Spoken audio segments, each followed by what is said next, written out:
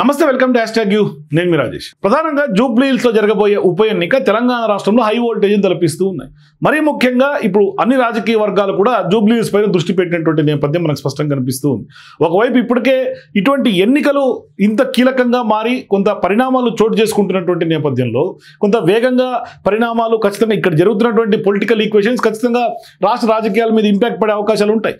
మరి ఇప్పుడు ప్రధానంగా 3 పార్టీలు కూడా కొంత అభ్యర్థులు ఖరారు అయినట్టుగానే స్పష్టంగా ప్రచారం జరుగుతుంది. ఇద్దరైతే ఖచ్చితంగా ప్రకటించారు, నామినేషన్లకు కూడా కొంత తయారవుతున్నారు. ఇక బీజేపీ అధికారికంగా తమ అభ్యర్థిని ప్రకటించాల్సినటువంటి అవసరం ఉంది. 3 ప్రధాన పార్టీల్లో బీజేపీ కొంత వెనుకబడినట్టుగా కనిపిస్తోంది.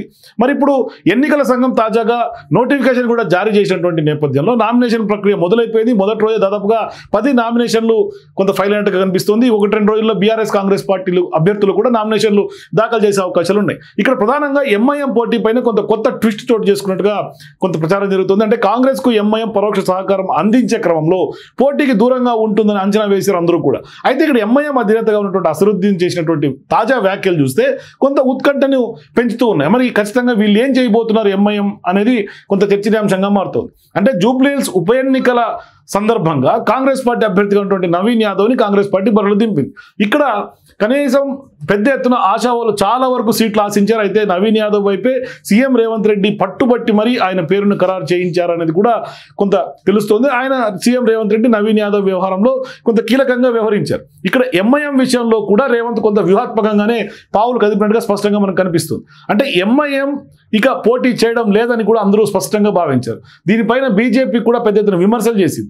జూబ్లీహిల్స్లో ఎంఐఎం ఎందుకు పోటీ చేయడం లేదని కూడా, ఎవరికి మద్దతు నిలుస్తున్నారో స్పష్టంగా చెప్పాలని, తెలియజేయాలని, ప్రజల ముందు ఉంచాలని డిమాండ్ చేసింది. కానీ జూబ్లీహిల్స్లో 90,000కు పైగా ఉన్నటువంటి ముస్లిం ఓటింగ్ అది ఖచ్చితంగా ఏ అభ్యర్థి గెలుపులోనైనా కూడా అది క్రియాశీలకంగా మారే అవకాశాలు ఉంటాయి. ఖచ్చితంగా మైనారిటీ ఓట్లు కొంత గంపగుత్తగా ఎవరికి కన్సల్టేట్ అవుతుందో వాళ్ళే గెలుపు కొంత డిసైడ్ అయ్యే అవకాశం ఉంటుంది. అంటే ఖచ్చితంగా మైనారిటీ ఓట్లు కీలకంగా మారబోతా ఉంది.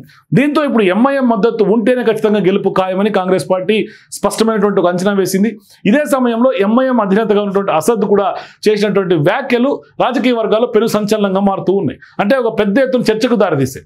మరి ఇప్పుడు ఈ ఉప ఎన్నికల విషయంలో తాము ఇంకా ఎలాంటి నిర్ణయం తీసుకోలేదని ఆయన స్పష్టం చేశారు. సో ఇప్పుడు ఇంకా నిర్ణయం తీసుకోలేదంటే మరి పోటీకి పెడతారా, లేకుంటే ఎవరికి సపోర్ట్ చేస్తారు? అంటే ఇప్పుడు ఈ యొక్క సందిగ్ధత ఎందుకు అంటే ఖచ్చితంగా కాంగ్రెస్ పార్టీ ఏమో ఎంఐఎం మద్దతు ఇస్తుందని కూడా భావించినప్పటికీ కూడా ఎంఐఎం ఇంకా నిర్ణయం తీసుకోలేదనే ఒక వ్యాఖ్యను చేయటం పెద్ద ఎత్తున పొలిటికల్ వర్గాల్లో కొంత అగ్గిని రాజేసింది. మరి ముఖ్యమంత్రి రేవంత్ రెడ్డితో తనకు మంచి సంబంధాలు ఉన్నాయని ఓవైసీ చెప్తూనే కేవలం ఈ సంబంధాల ఆధారితంగా ఖచ్చితంగా తాము సైద్ధాంతికంగా రాజీ పడలేమని కూడా ఆయన చెప్పుకొస్తూ ఉన్నారు.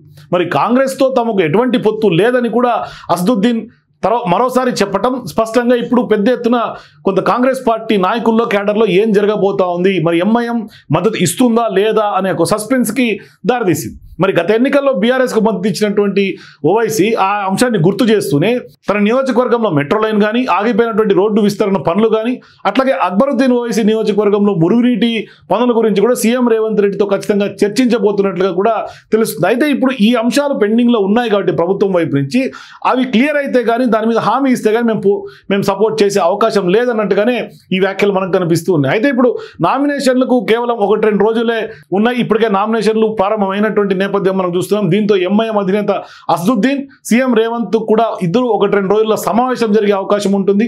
అంటే ఖచ్చితంగా అవకాశం ఉందనే ప్రచారం కూడా జరుగుతుంది. ఒకవేళ ఆ సమావేశం జరిగితే ఆ సమావేశంలో ఎంఐఎం పోటీ అంశం పైన స్పష్టత వచ్చే అవకాశం ఉంటుంది. మరి ఆ నిర్ణయమే ఖచ్చితంగా జూబ్లీహిల్స్ ఫలితంలో కొంత కీలకంగా మారే అవకాశాలు ఉంటాయి. మరి ఇప్పుడు సీఎం రేవంత్ రెడ్డి అట్లాగే ఎంఐఎం చీఫ్గా ఉన్నటువంటి అసద్ ఎప్పుడు భేటీ జరిగే అవకాశం ఉంటుంది? ఎందుకంటే భేటీ జరిగితే ఖచ్చితంగా ఆయా నియోజకవర్గాల్లో పెండింగ్ సమస్యలు కూడా స్పష్టంగా ప్రభుత్వం దృష్టికి, సీఎం దృష్టికి తీసుకెళ్లిన తర్వాత అక్కడ క్లారిటీ వస్తేనే ఖచ్చితంగా కాంగ్రెస్కి జూబ్లీహిల్స్లో సపోర్ట్ చేసే అవకాశం ఉంటుంది. అప్పుడే నవీన్ యాదవ్ గెలుపుకు కొంత ఎంఐఎం మైనారిటీ ఓట్ బ్యాంక్ కొంత కలిసి వచ్చే అవకాశం ఉంటుంది. లేదు అంటే ఎంఐఎం సంచలన డెసిషన్ ఏమైనా తీసుకుంటే స్పష్టంగా ఆ ఇంపాక్ట్ కాంగ్రెస్ పార్టీ జూబ్లీహిల్స్లో పడే అవకాశాలు ఉంటాయి. మరి ఈ కొత్త ట్విస్ట్ చివరి నిమిషంలో అసదుద్దీన్ చేసినటువంటి వ్యాఖ్యల ద్వారా స్పష్టంగా అర్థమవుతుంది. మరి అసద్ వ్యూహం జూబ్లీహిల్స్లో ఏంటి, మరి ఎందుకు అసద్ కొంత బ్లాక్మెయిల్ పాలిటిక్స్కి తెరలేపుతున్నారు? మీ అభిప్రాయాల కింద కామెంట్స్ తెలియజేయండి. For more videos please watch #.